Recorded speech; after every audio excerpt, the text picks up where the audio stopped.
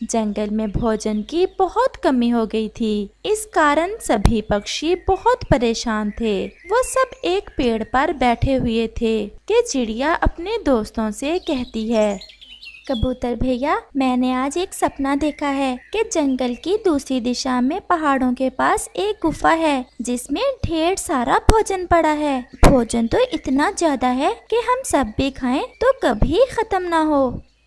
चिड़िया बहन, सपना तो सपना होता है। आजकल हमें भोजन नहीं मिल रहा, इसलिए हमें सपनों में भी भोजन ही दिखाई देता है। ऐसा भी तो हो सकता है कि चिड़िया का सपना सच्चा हो और हमें खोज करने से भोजन का वो खजाना मिल जाए। कोशिश करने में क्या हर्ज है, और यहाँ तो अब हमें भोजन मिलने वाला नहीं। अगर आप मेरे साथ चलो तो हम सब मिलकर उस भोजन के बड़े खजाने को ढूंढने निकलते हैं। पास में बैठे कौवा और कव्वी भी उनकी सब बातें सुन रहे थे और कव्वी चिड़िया से कहती है, चिड़िया, अगर ऐसे सपने सच होने लगे तो फिर कोई भूखा न रहे। आजकल भोजन के सपने तो हर कोई देख रहा है। हमारी चिड़िया बहन ने हमेशा अच्छे काम किए हैं और हमें पूरा विश्वास है कि चिड़िया बहन का सपना सच्चा ही होगा।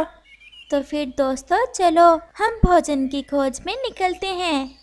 ऐसे वो तीनों दोस्त भोजन की खोज में निकल जाते हैं। वो नदी के ऊपर से उड़ते हुए दूर निकल जाते हैं। मौसम गर्मियों का था और धूप भी तेज थी, परंतु वो सब उड़ते हैं। फिर वो थोड़ा आराम करने के लिए एक जगह रुकते हैं। चिड़िया बहन, पहाड़ तो जंगल के चारों दिशा में है। न जाने अब हमें किस दिशा में जाना होगा। इतना तो मुझे भी नहीं पता। वो ऐसे बातें कर रहे थे कि पास वाला पेड़ उनसे कहता है, पक्षियों, आप बहुत अच्छे पक्षी हो। मेरा एक काम कर दे। मैं कब से किसी के इंतजार में था कि कोई आए और मैं उससे ये काम कहूँ। बताएं बताएं पेड़ जी, क्या बात है, हम आपका काम जरूर करेंगे। चिड़िया, ये जो छोटा पेड़ मेरे साथ है, ये मेरा बेटा है। ये तेज हवा से गिर गया था। अगर आप इसे सीधा करके साथ थोड़ी मिट्टी लगा दें तो बड़ी कृपा होगी आपकी। परंतु पेड़ जी, हमें तो आगे जाना है और समय भी थोड़ा है। नहीं कबूतर भैया, हमें कैसी भी जल्दी हो, हमें मुसीबत में दूसरों की मदद करना चाहिए। आप सब चलें और पेड़ जी के बेटे को सीधा करें। फिर वो सब मिलकर उस छोटे पेड़ को सीधा करते हैं और उसके साथ मिट्टी लगा देते हैं, जिसे देख वो पापा पेड़ तो बहुत खुश होता है। अब हम जाएं पेड़ जी।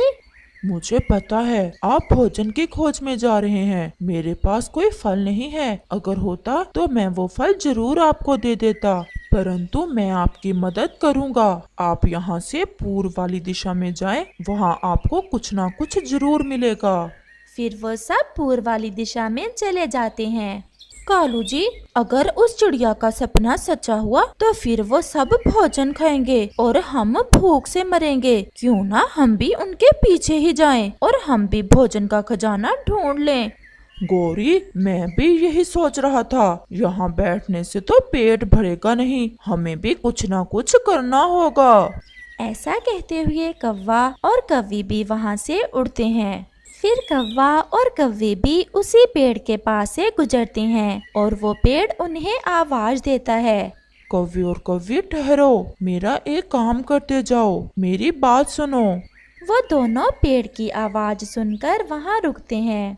जल्दी जल्दी से करें बात पेड़ जी, हमारे पास समय बहुत कम है। मैं कब से इंतजार में था कि कोई आए और मेरी मदद करे। आप मेरी ये सूखी शाख अलग कर दें। अगर इसे अलग ना किया तो ये मुझे भी बीमार कर देगी। ये कहने के लिए तुमने हमारा समय जाया किया? हम कोई पागल हैं जो मुफ्त में तुम्हारा काम करें? और तुम पर तो कोई फल भी नहीं है जो हमें बदले में दे सको, कमजोर पेड़। ऐसा कहते हुए कौवा और कव्वी वहाँ से उड़ जाते हैं। चिड़िया, कबूतर और तोता भी अपने सफर पर जा रहे थे। वो नदी पर पानी पीने के लिए रुकते हैं। न जाने इतनी मेहनत के बाद हमें कुछ मिले भी या हमें खाली पंखों ही लौटकर वापस जाना पड़े। कबूतर भैया, हमें हमेशा अच्छे की आशा रखनी चाहिए और अच्छा ही सोचना चाहिए। ऐसे भगवान भी सब अच्छा करता है। वो उड़ने ही वाले थे कि झाड़ियों में एक बूढ़ी फाख्ता उनसे कहती है, पक्षियों मेरी मदद करो, मैं कब से इन झाड़ियों में फंसी हुई हूँ, कोई मेरी मदद नहीं करता, किसी के पास समय ही नहीं, मुझे यहाँ से बाहर निकालो।